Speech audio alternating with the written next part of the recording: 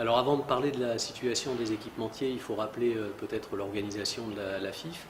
Les équipementiers matériel roulant appartiennent au groupement des équipementiers qui comporte 41 entreprises et en fait beaucoup plus indirectement puisque nous avons également dans nos adhérents 3 clusters d'entreprises, clusters qui ont une activité significative dans le ferroviaire. Donc je veux parler de Milpirail en Midi-Pyrénées, Néopolia dans les Pays de la Loire et également l'AIF dans le Nord-Pas-de-Calais. Donc indirectement, nous avons près de 180 entreprises qui adhèrent, certaines donc au travers de ces clusters, au groupement des équipementiers de la FIF.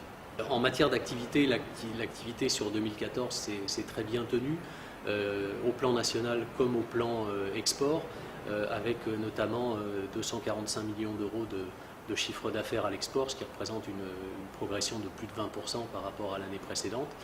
Cependant, le carnet de commandes s'établit aujourd'hui à la fin de l'année 2014, en tout cas il s'établissait à un peu moins d'un an de chiffre d'affaires, ce qui est une situation un petit peu difficile, notamment sur le marché intérieur.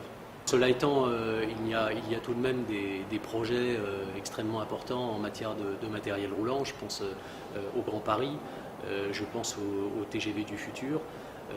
Et par ailleurs, nous avons réussi, grâce à l'action notamment de notre président Louis Nègre, à capter l'attention des pouvoirs publics, puisque le ministre de l'économie, M. Macron, a organisé un comité stratégique de la filière ferroviaire, où il a annoncé avec le secrétaire d'État au transport, M. Vidalis, un certain nombre de mesures qui vont dans le bon sens, notamment d'aide au financement des projets TET ou du TGV du futur.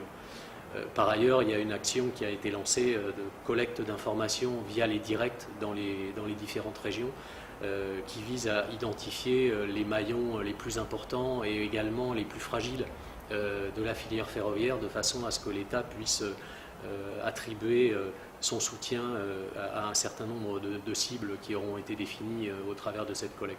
Il y a une situation un petit peu contrastée, une très bonne année 2014, un carnet de commandes un petit peu en berne qui nous incite à être vigilants pour l'avenir et à aller chercher des relais de croissance à l'export.